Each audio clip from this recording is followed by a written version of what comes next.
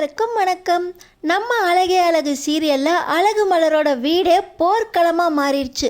வீட்டில் இருக்க எல்லா பிரச்சனைகளும் முட்டி மோதி ஒரே இடத்துலயே குமிஞ்சிருக்கு. இந்த இடத்துல தான் பெரிய பிரச்சனையாக வெடிக்குது. அப்படி என்னென்ன பிரச்சனை ஒரே இடத்துல வெடிக்குது, அதுக்கான தீர்வு என்னவா இருக்க போகுது தெரிஞ்சுக்கிறதுக்கு முன்னாடி இந்த வீடியோக்கு ஒரு லைக் போட்டுக்கோங்க.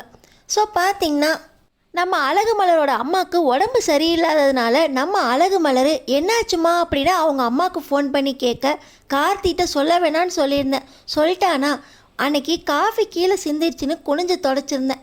அப்போ ஆரம்பித்த முதுகு வலி இருக்க நாள் ஆக ஆக அதிகமாகிட்டே போய் முதுகில் ரொம்ப வலியாகி ஹாஸ்பிட்டலுக்கு போய் எக்ஸ்ரே பண்ணி எல்லாம் சரியாயிடுச்சு. இப்போ டேப்லெட் போட்டுக்கிட்டு இருக்கேன், ஃபுல் ரெஸ்ட் எடுக்க சொல்லியிருக்காங்க, வேலையே செய்யக்கூடாதுன்னு சொல்லியிருக்காங்க அப்படின்னு மலரோட அம்மா சொல்ல, அம்மா இதை ஏம்மா நீ என்கிட்ட சொல்லலை அப்படின்னு சொல்ல, உங்கள் வீட்டில் தான் பிரச்சனை வரும்னு தெரியுமே, உன்னை எப்படி இருந்தாலும் விடமாட்டாங்க, நீ மனசு கஷ்டப்படுவ, அதனால தான் சொல்லலை, எல்லாம் சரியாயிடும் மலர் அப்படின்னு மலரோட அம்மா சொன்னாலும் நம்ம மலருக்கு மனசே கேட்க மாட்டேங்குது.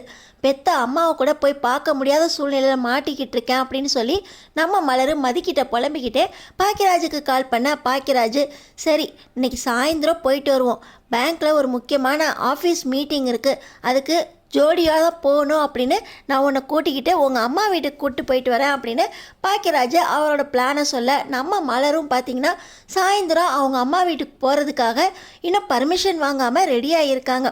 வீட்டில் பார்த்திங்கன்னா பாக்கியராஜ் அன்றைக்கி கொஞ்சம் லேட்டாக வராரு. ராகவனுக்கு ஃபுல் பாடி செக்கப் நடந்துச்சு இல்லையா, அந்த ரிப்போர்ட்டை வாங்குறதுக்கு கொஞ்சம் லேட் ஆயிடுச்சு அப்படின்னு வீட்டுக்கு வந்ததுக்கப்புறம் அந்த ரிப்போர்ட்டை வாங்கி ராகவன் பார்க்குறாரு.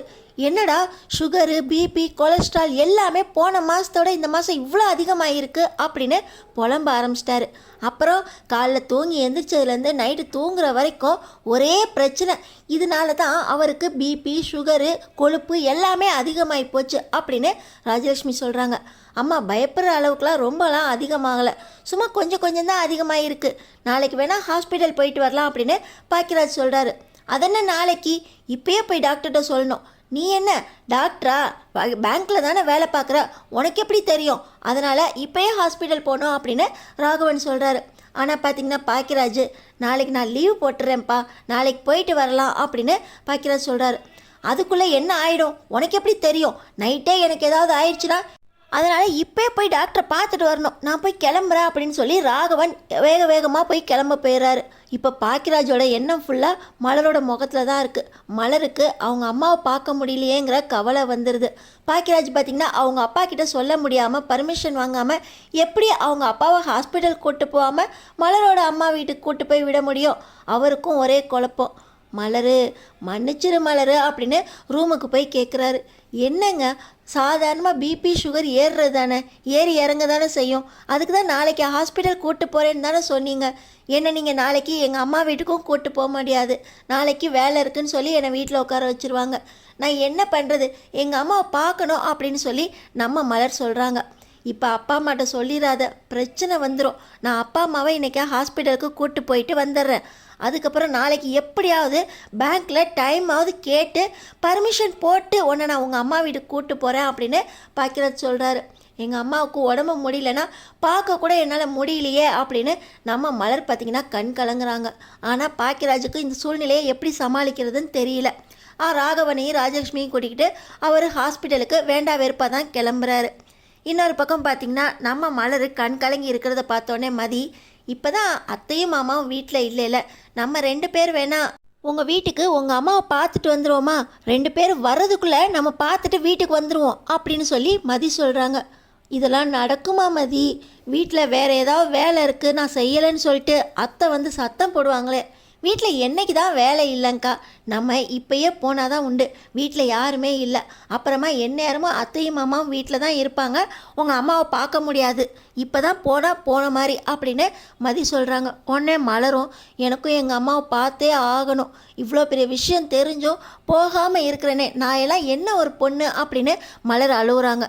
அதுக்கு தான் சொல்கிறேன், சீக்கிரம் கிளம்புங்க, அவங்க வரதுக்குள்ளே நம்ம போயிட்டு வந்துடலாம் அப்படின்னு சொல்லி மதி ஐடியா கொடுத்த உடனே நம்ம மதியம் மலரும் ஒன்றா ஆட்டோவில் கிளம்புறாங்க. இந்த வீட்டில் இப்படி இருக்க இன்னொரு பக்கம் பார்த்தீங்கன்னா ரேவதி வாக்கிங் போயிட்டு நேராக வீட்டுக்கு போயிடுறாங்க. அவங்க அத்தைகிட்ட என்ன சொல்லி பர்மிஷன் வாங்கிட்டு வந்தாங்க? மளிகை கடைக்கு போயிட்டு வரேன் அப்படின்னு சொல்லி தான் பர்மிஷன் வாங்கினாங்க. ஆனால் அதையெல்லாம் மறந்துட்டு வாக்கிங் போன கையோட அப்படியே வீட்டுக்கு போக ரேவதியோட மாமியார் எங்கே போகிறேன்ட்டு போனேன், நீ பாட்டு கையை வீசிட்டு வந்துக்கிட்டு இருக்கா அப்படின்னு கேட்குறாங்க. இப்போ தான் ரேவதிக்கு ஞாபகம் வருது. அது அத்தை கடைக்கு தான் போனேன் அப்புறம் அப்படின்னு சொல்லி இழுக்க, நல்லா இருக்குடி, இப்போல்லாம் பகல்லையே உங்களுக்கு தூக்கம் வர ஆரம்பிச்சிச்சு, எங்கே போகிற எதுக்கு போகிறோன்னு தெரியாமல் நீ பாட்டு கையை வீசிட்டு வந்துக்கிட்டு இருக்க, இன்றைக்கி சமையல் செய்ய முடியாதுன்ன சாமான் இல்லாமல் அப்புறம் என்ன சும்மா வந்திருக்க அப்படின்னு சொல்லி மறுபடியும் தங்கராஜோட அம்மா கேட்குறாங்க. அது அத்தை இப்போ போய் வாங்கிட்டு வந்துடுற அப்படின்னு சொல்ல, ஆமாம் நீ காலையில் போயிட்டே 1 மணி நேரம் கழித்து வந்திருக்க, இப்போ மறுபடியும் போயிட்டு இன்னும் 2 மணி நேரம் கழித்து வர்றதுக்கா அப்படின்னு சொல்லி தங்கராஜோட அம்மா இருக்கிறத வச்சு குழம்பு வை, நாளைக்கு போய் வாங்கிக்கலாம் அப்படின்னு சொல்கிறாங்க. நம்ம ரேவதி பார்த்திங்கன்னா அன்னைக்கு அத்தைகிட்ட பொய்ய சொல்லிவிட்டு இந்த சாமான் இல்லை அந்த சாமான் இல்லைன்னு சொல்லிட்டோம், இப்போ இதெல்லாம் வச்சு நம்ம குழம்பு வச்சோம்னா அத்தைக்கு சந்தேகம் வந்துடும், அதனால் இல்லாத மாதிரியே நம்ம வேறு ஏதாவது குழம்பு வச்சுருவோம் அப்படின்னு சொல்லி சாதாரணமாக ரசத்தையும் சாம்பாரையும் வச்சு கூட்டு பொரியலுக்கு அப்பளம் மட்டும் வச்சுருக்காங்க. தங்கராஜ் வீட்டுக்கு வராரு. வீட்டுக்கு வந்த உடனே சாப்பாடு எடுத்து வைக்க சொல்ல பார்த்தீங்கன்னா தங்கராஜுக்கு வெறும் சாம்பாரையும் அப்பளத்தையும் வச்ச உடனே இது என்ன சாப்பாடு, இன்னைக்கு ஒரு காயமே இல்லை அப்படின்னு சொல்லி தங்கராஜ் கேட்குறாரு. இப்போ சாப்பிட்டுக்கிட்டு இருக்க தங்கராஜோட அம்மா, உன் பொண்டாட்டியோட கூத்தை கேட்டியா, இன்னைக்கு மளிகை சாமான் வாங்குறேன்னு கடைக்கு போயிட்டு 1.5 மணி நேரம் கிளம்பி வரா, 1.5 மணி நேரம் கழித்து வந்தவ கையில் மளிகை சாமானே இல்லை, கேட்டால் பருப்பு எண்ணெய் வாங்க போனேன் மறந்துட்டேன் அப்படின்னு சொல்கிறா. இப்போல்லாம் உன் பொண்டாட்டி நிதானத்திலே இல்லை, அப்படின்னால்தான் இன்னைக்கு ரசத்தை ஊற்றி வச்சிருக்கா அப்படின்னு சொல்லி தங்கராஜோட அம்மா சொல்கிறாங்க. என்ன ரேவதி, கடைக்கு போய் மளிகை சாமான் வாங்காமல் வேற எங்கே போனேன் அப்படின்னு தங்கராஜ் கேட்குறாரு. அது கடைக்கு தான் வாங்குறதுக்கு போனேன், கடை கும்பலாக இருந்துச்சா அதான் ரிட்டன் வந்துட்டேன் அப்படின்னு ரேவதி சொல்கிறாங்க. இது நம்புகிற மாதிரி இல்லையே, சாமான் வாங்க போனவ சாமானை வாங்கிட்டு வர வேண்டியதானே, போனேன் நின்னேன் வந்தேன்னு சொல்கிற, எங்கே போயிட்டு வந்த அப்படின்னு மறுபடியும் தங்கராஜ் கேட்குறாரு. இல்லைங்க மளிகை கடைக்கு தான் போனேன் அப்படின்னு ரேவதி சொன்ன உடனே பார்த்தீங்கன்னா தங்கராஜ், ஏன் பொண்டாடி கடைக்கு போய் மளிகை சாமான் வாங்காமல் ரிட்டன் வர்றதா அப்படின்னு சொல்லி நேராக மளிகை கடைக்கே கால் பண்ணேன், நீங்கள் வந்ததுக்கப்புறம் உங்கள் ஒய்ஃபுக்கு நாங்கள் மளிகை சாமான் கொடுக்காமல் இருப்போமா, ஆளாக அவங்களுக்கு தான் கொடுத்துருப்போம், அவங்க இன்றைக்கி வரவே இல்லையே அப்படின்னு சொல்லி மளிகை கடைக்காரர் சொன்ன உடனே நான் எதாவது தப்பாக நினச்சிட்டேன் போல அப்படின்னு தங்கராஜ் மளிகை கடை சமாளிச்சுட்டு இப்போ ரேவதிகிட்ட கேட்குறாரு. ஓ முன்னாடி தானே ஃபோன் பேசினேன், நீ தான் மளிகை கடைக்கே போகலையாமே அப்படின்னு சொல்லி தங்கராஜ் கேட்க, அது அவர் என்ன கவனிச்சிருக்க மாட்டார் அப்படின்னு சொன்னோடனே தங்கராஜுக்கு கோபம் வந்துடுது. இன்னும் எவ்வளோதான் நீ பொய்யை சொல்லுவ, பொய் மேலே பொய், நீ எவ்வளோ நாள் திருந்தவே மாட்டியா, அன்னைக்கு என்னன்னா வெளியே மாங்காடு கோயிலுக்கு போயிட்டு வரேன் அப்படின்னா அம்மா கிட்ட பொய்ய சொல்லிவிட்டு உன் மலரடியோட பிறந்த நாளுக்கு போயிட்டு வந்தேன், இன்றைக்கி என்னன்னா மளிகை கடைக்கு போயிட்டு வரேன் அப்படின்னு சொல்லிட்டு எங்கே போய் ஊர் சுற்றிட்டு வரேன், இதில் திருட்டுத்தனமாக ஃபோன் வேறு பேசிக்கிட்டு இருக்க, உன்னையெல்லாம் இன்றைக்கி நான் சும்மா விட மாட்டேன், அன்னைக்கு வெளியே நிறுத்தினதோட சரி உன் அண்ணங்காரனை கூப்பிட்டு வச்சு வீட்டுக்குள்ளே வந்துட்டேன், இன்றைக்கி நீ யாரை கூப்பிட்டு வைக்கிறேன்னு பார்க்குறேன், வீட்டுக்குள்ளே தானே இருக்க போகிறோம், எந்த தண்டனையும் கிடைக்காதுன்னு நினைக்கிறியா அப்படின்னு சொல்லி இந்த தங்கராஜ் பார்த்திங்கன்னா என்ன பண்ணுறாரு, நம்ம ரேவதியை உப்பு மேலே முழங்கால் போட வைக்கிறாரு. நம்ம ரேவதிக்கு என்னங்க மன்னிச்சிருங்க, நான் போய் சொல்லலைங்க, மளிகை கடைக்கு போனேன் அப்படின்னு சொல்லி மறுபடியும் தங்கராஜை சமாளிக்க பார்க்குறாங்க. நீ என்ன பொய் சொன்னாலும் உனக்கு இதுதான் தண்டனை, உன் வாயிலேருந்து உண்மையே வரமாட்டேங்குது, இன்னும் நிறைய திருட்டுத்தனம் பண்ண ஆரம்பிச்சிட்ட, இன்றைக்கி நைட்டு ஃபுல்லாக நீ உப்பு மேலே முட்டிக்கால் போட்டு இருக்க தான் செய்யணும் அப்படின்னு சொல்லி தங்கராஜ் நம்ம ரேவதியை உப்புல முழங்கால் போட வச்சிடுறாரு. இன்னொரு பக்கம் பார்த்தீங்கன்னா இந்த நேரத்தில் தான் பாக்கியராஜ் நம்ம ரேவதியையும் பார்த்துட்டு போயிடலாம்ப்பா, வெளியே வந்துட்டோம் அப்படியே பார்த்துட்டு போயிடலாம் அப்படின்னு சொல்லி டாக்டரை பார்த்துட்டு நேராக நம்ம ரேவதி வீட்டுக்கு வராங்க. ராகவனும் ராஜலக்ஷ்மியும் வீட்டுக்குள்ளே நுழையிற அந்த நேரத்திலேயே பார்த்தீங்கன்னா மாப்பிள்ள அப்படின்னு சத்தம் கொடுத்துட்டு வர இப்போ ரேவதி முட்டிக்கால் போட்டிருந்தவங்க டக்குன்னு எந்திரிச்சிடுறாங்க. எந்திரிச்சோடனே தங்கராஜும் வாங்க மாமா அத்தை வாயா அப்படின்னு சொல்லி பாக்கியராஜையும் கூப்பிட்டுட்டு உள்ளே வராங்க. இப்போ பார்த்து ரேவதி உள்ளே அம்மா அப்பா வந்திருக்காங்கல்ல, போய் ஜூஸ் காஃபி எல்லாம் எடுத்துகிட்டு வா அப்படின்னு சொல்லி ரேவதியை உள்ளே அனுப்புகிறாங்க. நம்ம ரேவதி நொண்டி போகிறத பார்த்த உடனே ராகவனுக்கு மனசெல்லாம் கஷ்டமாயிடுது. ரேவதி உனக்கு என்ன ஆச்சு, ஏன் இப்படி நொண்டி போய்கிட்டு இருக்கா அப்படின்னு இன்னொரு பக்கம் பாக்கியராஜ் கேட்ட உடனே, வந்துட்டான்டா அண்ணன் தங்கச்சி பாசத்தை காட்டுறதுக்கு, உன் தங்கச்சி பாத்ரூமில் வலிக்கு விழுந்துட்டாலாம், அதான் நொண்டி போய்கிட்டு இருக்கா அப்படின்னு சொல்லி தங்கராஜ் சொல்கிறாரு. என் தங்கச்சி பாத்ரூமில் வலிக்கி விழுற மாதிரி தெரியலையே, 2 காலையும் எதுக்கு நோன்றா அப்படின்னு சொல்லி பாக்கியராஜ் கேட்குறாரு. அதெல்லாம் உனக்கு எதுக்கு, சொன்னால் சரின்னு கேட்குறதா இருந்தால் கேளு, இல்லை பேசாமல் உன் தங்கச்சிட்டே போய் விசாரிச்சுக்கோ அப்படின்னு சொல்லி தங்கராஜ் பாக்கியராஜுக்கு பதிலாக சொல்ல, பாக்கியராஜ் பார்த்திங்கன்னா நேராக கிச்சனுக்குள்ளே போகிறாரு. ராகவனும் ராஜலட்சுமியும் வந்த இடத்துல தங்கச்சி பின்னாடியே போகணுமா, அவளை கூப்பிட்டு உட்கார வச்சு பேசக்கூடாதா அப்படின்னு ராகவன் கேட்குறாரு. அப்பா, ரேவதி நொண்டி நொண்டி போய்கிட்டு இருக்குப்பா அப்படின்னு சொல்ல, வரட்டும் வந்தோடனே விசாரிச்சுக்கலாம் அப்படின்னு சொல்லிட்டு ராகவனும் ராஜலட்சுமி சுற்றி சுற்றி பார்க்கும்போது பக்கத்தில் பார்த்திங்கன்னா உப்பெல்லாம் கொட்டி கிடக்கு, அதில் அங்கங்கே ரத்தம் மேற கிடக்கு. இதை பார்த்தோடனே ராகவனும் ராஜலட்சுமியும் என்னாச்சு மாப்பிள்ள, ஏன் உப்பெல்லாம் சிந்தி கிடக்கு அப்படின்னு சொல்ல, அதுவா ரேவதி இன்னைக்கு மளிகை கடைக்கு போயிட்டு வந்தோடனே உப்பெல்லாம் சிந்தி வச்சிருக்கா அப்படின்னு சொல்லி சமாளிச்சிட்றாரு. பாக்கியராஜுக்கு பார்த்திங்கன்னா சந்தேகம் வந்துடுது. என்னாச்சு சொல்லு ரேவதி அப்படின்னு சொல்லி அங்கே கிச்சனில் போய் கேட்க, அண்ணே என்னை எதுவும் கேட்காத அண்ணே, இங்கே வச்சு கேட்டால் தப்பாக போயிடும், அப்புறம் பேசிக்கலாம் அப்படின்னு சொல்லி ரேவதி சமாளிக்கிறாங்க. எதுனாலும் சொல்லு ரேவதி, அண்ணே நான் உன்னை பார்த்துக்கிறேன் அப்படின்னு பாக்கியராஜ் சொல்கிறாரு. ஆனாலும் ரேவதி, இல்லைண்ணே எனக்கு ஒன்றும் இல்லைண்ணே, நீ பார்த்து கிளம்பண்ணே அப்படின்னு சொல்லிட்டு ரேவதி வர்ற அழுகையை அடக்கிக்கிட்டே பாக்கியராஜை கிளம்ப சொல்கிறாங்க. பாக்கியராஜுக்கு தங்கராஜும் அவங்க அம்மாவும் இருக்கிறதுனால எதையும் வெளிப்படையாக கேட்கவும் முடியல. ராகவனும் ராஜலட்சுமியும் கூட பாத்ரூமில் வழுக்கிற அளவுக்கு ஏமா இப்படி இருக்க அப்படின்னு சொல்லி சமாளிச்சுட்டு அவங்களும் வந்த வேலையை பார்த்துட்டு கிளம்பிடுறாங்க. ஆனால் பாக்கியராஜுக்கு தான் மனசே தாங்கலை. உப்பு இப்படி நடு வீட்டில் கொட்டி கிடக்கு, ஆனால் ரேவதி காலை விம்மி விம்மி நடக்கிறா. எப்படி இருந்தாலும் தங்கராஜ் மாமா தான் ஏதாவது பண்ணியிருக்கணும் அப்படின்னு சொல்லி ரேவதியை மறுபடியும் தனியாக கூப்பிட்டு கேட்க, நீ போன்னு அவர் இருக்கார், அதெல்லாம் நாங்கள் நல்லா தான் இருக்கோம், எந்த பிரச்சனையும் இல்லைண்ணே அப்படின்னு சமாளித்து பாக்கியராஜை அமுச்சு வச்சிடறாரு. பாக்கியராஜ் பார்த்திங்கன்னா மனசு நிறைய அவ்வளோ சங்கடத்தோடு இப்போ வீட்டுக்கு போகிறாரு. இன்னொரு பக்கம் பார்த்திங்கன்னா மலரோட அம்மாவை மதியும் மலரும் பார்க்க போனாங்க பார்த்திங்களா. அங்கே போனதுக்கப்புறம் பார்த்திங்கன்னா மலரோட அம்மாவுக்கு ரொம்ப முதுகு வலி வந்ததுனால ஹாஸ்பிட்டலுக்கு கூட்டிகிட்டு போகிறாங்க. அங்கே போய் மறுபடியும் முதுகில் ஊசி போட்டதுக்கப்புறம் தான் கொஞ்சம் நேரம் ரெஸ்ட் எடுத்துகிட்டு தான் வீட்டுக்கு போகணும் அப்படின்னு டாக்டர் சொல்லிடுறாரு.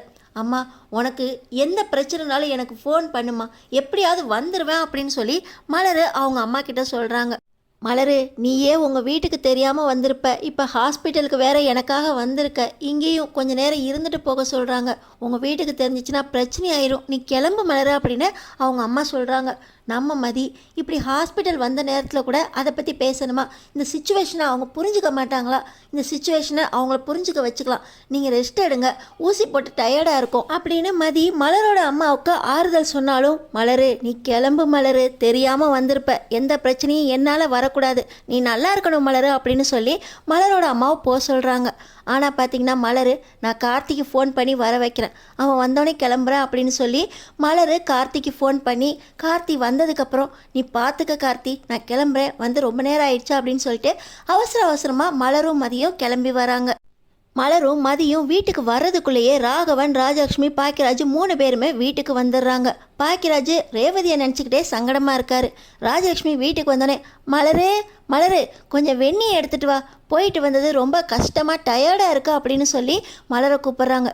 வீட்டில் மலர் இல்லை. பார்த்த உடனே ராஜலட்சுமிக்கு பயங்கர கோவம். மலரும் மதியம் எங்கே போனாங்க அப்படின்னு பேசிக்கிட்டு இருக்கும்போது தான் ஆட்டோலேருந்து மலரும் மதியம் இறங்குறாங்க. ராஜலட்சுமிக்கும் ராகவனுக்கும் பயங்கர கோவம் வந்துடுது. காலையிலேயே மலரும் மதியும் ஜோடி போட்டுக்கிட்டு வாக்கிங் போனாங்க. இப்போ என்னென்னா ஜோடி போட்டுக்கிட்டு நம்ம வீட்டில் இல்லாத நேரமாக பார்த்து எங்கேயோ ஊரை சுற்றிட்டு வராளுங்க அப்படின்னு பயங்கர கோவத்தோட ராஜலட்சுமி, எங்கடி போயிட்டு வரீங்க அப்படின்னு ரொம்ப கோவமாக கேட்குறாங்க. நம்ம மலரும் மதியம், அது ஒன்றும் இல்லை அத்தை, அம்மாவுக்கு உடம்பு சரியில்லை அப்படின்னு வாயை திறந்துக்கிட்டு இருக்கும்போதே, ஓஹோ நாங்கள் 2 பேரும் இந்த பக்கம் போனோடனே நீங்கள் 2 பேரும் உங்கள் அம்மா வீட்டுக்கு கிளம்பி போயிட்டு வரீங்களா, நாங்கள் வந்தது தெரியாமல் இப்போ அவசரமாக கிளம்பி வந்துக்கிட்டு இருக்கீங்களா அப்படின்னு ராஜலட்சுமி கேட்குறாங்க.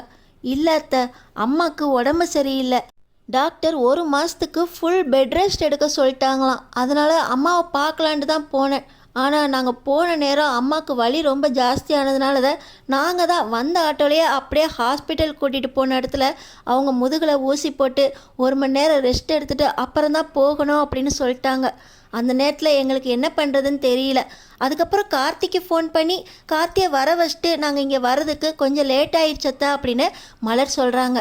ஓஹோ, உங்கள் அம்மா வீட்டுக்கு போகிறதுக்கு உனக்கு இது ஒரு காரணமாகி போச்சா, உங்கள் அம்மாவை இந்த வீட்டுக்கு பிடிக்காதுன்னு தெரியும், அதனால் நீயே போய் உங்கள் அம்மாவை பார்த்துட்டு வரியா? உங்கள் அம்மா இங்கே வந்தால் மரியாதை கிடைக்காதுன்னு நீ உங்கள் அம்மா வீட்டுக்கு போக ஆரம்பிச்சிட்டியா?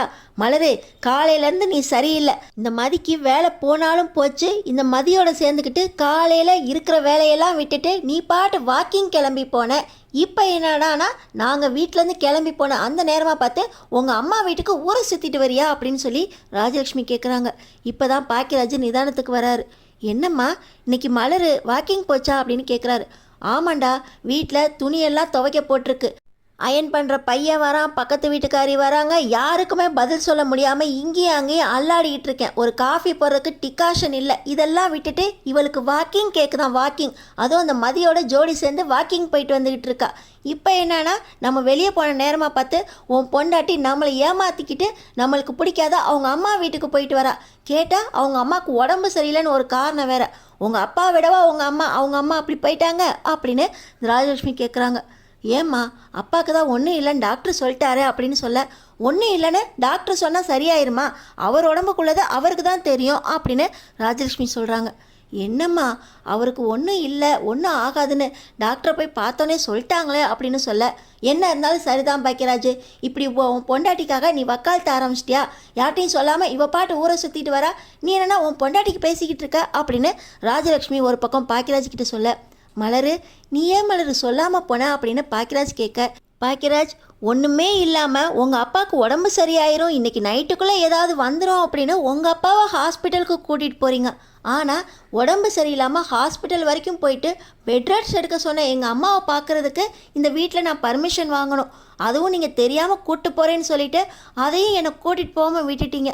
எங்கள் அம்மாவை பார்க்கணுன்னு போனது தப்பா? நான் போனதுனால தான் எங்கள் அம்மா வழியில் துடிச்சிக்கிட்டு இருந்தப்ப ஹாஸ்பிட்டல் கூப்பிட்டு போக முடிஞ்சிச்சு. இப்போயும் உங்கள் அப்பா அம்மா சொல்கிறத கேட்டுக்கிட்டு எங்கள் அம்மாவை பார்த்தது தப்பு அப்படின்னு என்கிட்டே கேள்வி கேட்குறீங்களா பாக்கியராஜ் அப்படின்னு நம்ம மலர் சொல்கிறாங்க. என்னடி பாக்கியராஜ் நீ பேர் வச்ச மாதிரி கூப்பிட்டுட்டு இருக்க அப்படின்னு ராஜலட்சுமி பேசிக்கிட்டு இருக்காங்க. சரி மலரு, இனிமேல் நான் உங்கள் அம்மா பற்றி பேசலை, ஆனால் சொல்லாமல் போனது தப்பு தானே மலரு. நாங்கள் ரேவதி வீட்டுக்கு கூட போயிருந்தோம், அங்கே கூட ரேவதியும் காலை நோண்டி நடந்துக்கிட்டு இருந்துச்சு. ரேவதிக்கு இப்படி ஆயிடுச்சு அப்படிங்கிற வருத்தத்தில் தான் இங்கே என்ன நடந்துச்சு ஏது நடந்துச்சுன்னு கேட்காம உங்கள் அம்மா வீட்டுக்கு போனதை தப்புன்னு சொல்லி உன்னை தப்பாக சொல்லிட்டேன், சாரி மலரு அப்படின்னு சொல்ல, ரேவதி அக்காவுக்கு என்னாச்சு? அவங்கள காலையில் கூட நல்லா தானே இருந்தாங்க, அவங்க ஏன் நொண்டி நடந்துக்கிட்டு இருக்காங்க அப்படின்னு மதி கேட்குறாங்க. என்னடி என்னமோ தினம் அவளை பார்க்குற மாதிரி பேசிக்கிட்டு இருக்க, அவள் வந்து ஒரு வாரம் ஆச்சு, அவளை நீ என்னமோ இன்னைக்கு காலையில் தான் பார்த்தேன்னு சொல்லிக்கிட்டு இருக்க அப்படின்னு ராஜலட்சுமி கேட்குறாங்க. இன்னொரு பக்கம் மலரும், என்னாச்சு? ரேவதியை நாங்கள் காலையில் 2 பேரும் பார்த்தோம், எங்கள் கூட தான் வாக்கிங் வந்துக்கிட்டு இருந்துச்சு. அவ்வளோ தூரம் வாக்கிங் நல்லா சந்தோஷமாக நடந்து வந்துக்கிட்டு இருந்தவங்க வீட்டுக்கு போனதுக்கப்புறம் நொண்டி நடந்தாங்கன்னா ஏதோ ப்ராப்ளம் இருக்குது பாக்கியராஜ் அப்படின்னு சொல்லி நம்ம மலர் சொல்கிறாங்க. என்ன மலர் சொல்கிற? வாக்கிங் போனப்போ ரேவதியும் உன் கூட வந்துச்சா? அப்போது இந்த விஷயம் தங்கராஜ் மாமாவுக்கு தெரிஞ்சு ரேவதியை எதுவும் பண்ணிட்டாரா அப்படின்னு சொல்லி பாக்கியராஜ் ஆச்சரியத்தோடு எந்திரிச்சு நிற்க, என்னடா சொல்கிற? தங்கராஜ் மாமாவை பற்றி தப்பாக பேசாதா அப்படின்னு ராஜலட்சுமி சொல்கிறாங்க. என்னம்மா சும்மா தங்கராஜ் மாப்பிள்ளைன்னு சொல்கிறீங்க? தங்கராஜ் மாப்பிள்ளை தான் ரேவதியை ஒரு நைட்டு ஃபுல்லாக வெளியே நிற்க வச்சாரு. மலரோட பிறந்த நாளைக்கு ரேவதி வந்துருச்சுல, அப்போது அவங்க வீட்டில் நான் கோயிலுக்கு போயிட்டு வரேன்னு சொல்லிட்டு மலரோட பிறந்த நாளுக்கு வந்துருந்துச்சான். அது தங்கராஜ் மாப்பிள்ளைக்கு தெரிஞ்சு அன்னைக்கு நைட்டு ஃபுல்லாக வெளியே நிற்க வச்சிருக்காரு அப்படின்னு பாக்கியராஜ் சொன்ன உடனே, என்னடா சொல்லிக்கிட்டு இருக்க அப்படின்னு ராகவனும் ராஜலட்சுமியும் ரொம்ப கோவத்தோடு எந்திரிச்சு நிற்க, அதே மாதிரி இன்னைக்கு ரேவதி உங்களோட வாக்கிங் வந்தது மாப்பிள்ளைக்கு தெரிஞ்சு ரேவதியை ஏதாவது பண்ணிட்டாரா அப்படின்னு சொல்லி பாக்கியராஜ் ரொம்ப சோகமாக கேள்வி கேட்டுக்கிட்டு இருக்கும்போது, இதெல்லாம் கேட்குற விஷயமா? உங்கள் மாப்பிள்ளை உங்கள் பொண்ணை இப்படி அடித்து துன்புறுத்தி வெளியெல்லாம் நிற்க வச்சுருக்காரு, உங்களுக்கு அது தப்பாகவே தெரியலையா? இன்னமும் தங்கராஜ் மாப்பிள்ளைன்னு அவரை தூக்கி வச்சு ஆடிக்கிட்டு இருக்கீங்க. ரேவதிக்கு என்ன ஆச்சு ஏதாச்சுன்னு பார்க்கலாம் வாங்க அப்படின்னு சொல்லி மதி சொல்கிறாங்க. ஏய் மதி, எல்லாம் ஒன்னால் வந்துச்சு.